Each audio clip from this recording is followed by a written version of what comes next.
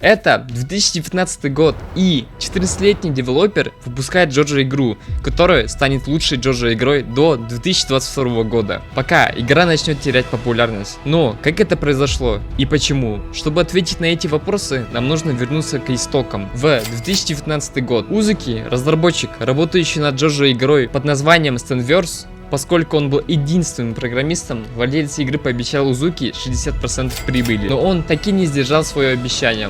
Однако, владелец не знал, что это решение приведет к тому, что Узуки использует всю свою работу, чтобы создать UBA. Объединив все, что он сделал в Stanverse, и добавив новые идеи, Узуки подготовил Your Bizarre Adventure к выпуску. Целью игры было сражаться, используя, чтобы становиться сильнее и прокачиваться. Пока игра не набрала популярность, разработчики продолжали добавлять новые способности, создавая вокруг проекта интерес и расширяя сообщество. Это привлекало все больше игроков, желающих попробовать UBA и стать его частью. Игра начала взлетать, и Узуки понял, что нужно выделяться среди конкурентов. Во время добавления новых стендов с мощными способностями, разработчики добавили миссии, связанные с сюжетом, чтобы сделать прогресс интереснее. Эти обновления поощряли игроков пробовать новые стенды и сражаться с ними, пока Узуки работал над крупным апдейтом. Так появился режим Steel Ball Run, игровой режим, где вы соревнуетесь с другими игроками и стремитесь финишировать первым в гонке. Разработчики также добавили 3 новых стенда и таблицу лидеров для PvP, из-за чего игроки тратили сотни часов, чтобы попасть в топ. Чтобы сделать игру еще интереснее, разработчики увеличили карту, позволив игрокам исследовать огромный мир, сражаться с боссами, собирать предметы и даже играть в аркаде. Узуки продолжал обновлять UBA, и игра продолжала расти до тех пор, пока аккаунты разработчиков не были взломаны. Йоу, Вася! Сидишь и думаешь, где купить бесплатные робокси? Очень дешево.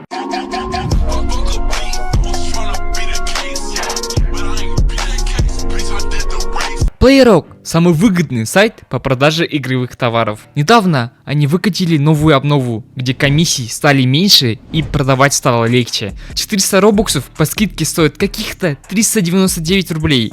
Заполняем данные, уже через 5 минут 400 робоксов уже на моем аккаунте. Также в PlayRock регулярно проходят конкурсы на робоксы, так что обязательно заходи на их сайт в описании и закрепленном комментариях. Пока аккаунты разработчиков не были взломаны, они потеряли миллионы робоксов, и это ударило по UBA.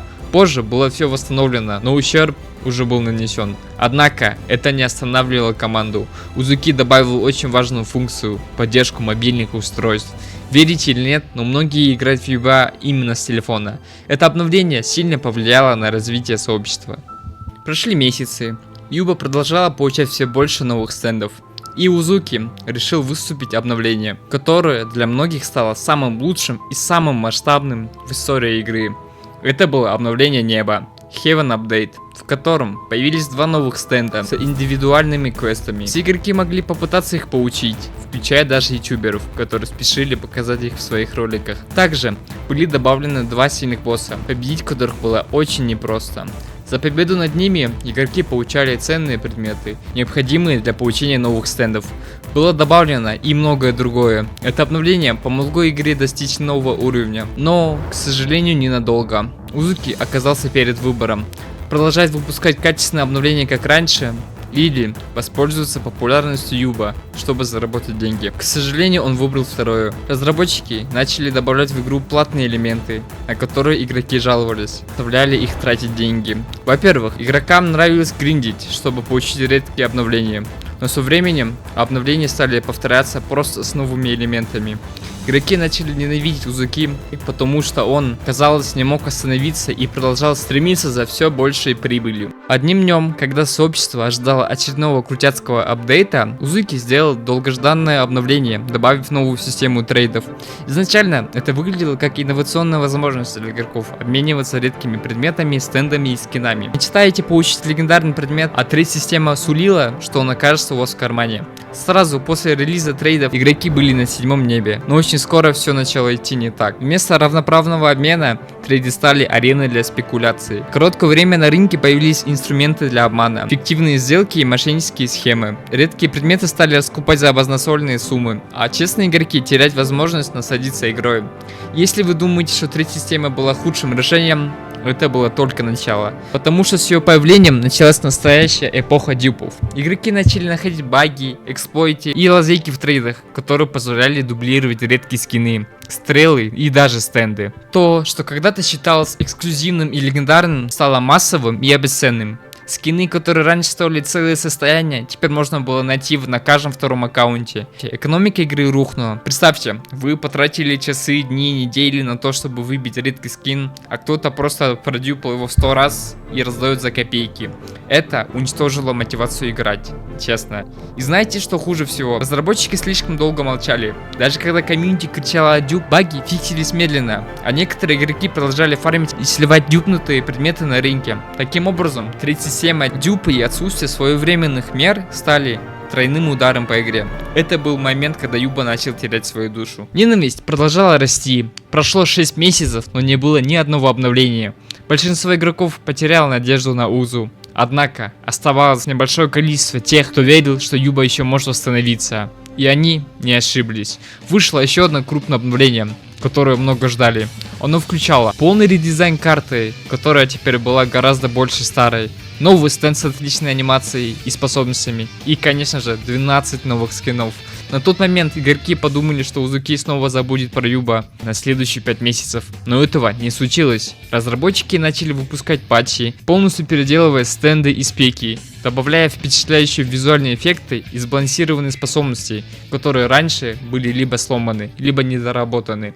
Все могли согласиться, частота обновления была действительно хорошей. В рамках этих обновлений вышло одно из самых ожидаемых обновлений Soft Underwater. Оно дало игрокам не только новый стенд с квестом, но и бесплатный стенд и спек, который позволял использовать множество способностей. Этого игроки ждали целых 2 года. Похоже, Узуки действительно начал активно развивать игру, заставляя старых игроков вернуться и привлекая новых. Бро, да ну, все было отлично, до того момента, как Юба снова ушла в тишину.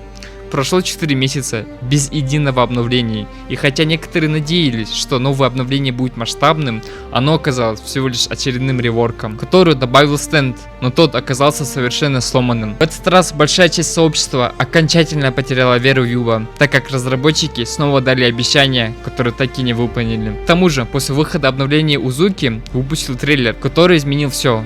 Трейлер новой игры. Это очередная боевая игра в Roblox, но с более качественной графикой и механиками, и в этом проблема. Если Узуки не справляется с обновлением для Юба, как он сможет поддерживать сразу 2 игры? Это означает, возможно, это и не случится, но все же, обновления уже не будут такими, как раньше. Юба начал терять свою душу. Игра Eternal Battleground, разработанная Узуки, была выпущена 3 августа 2024 года.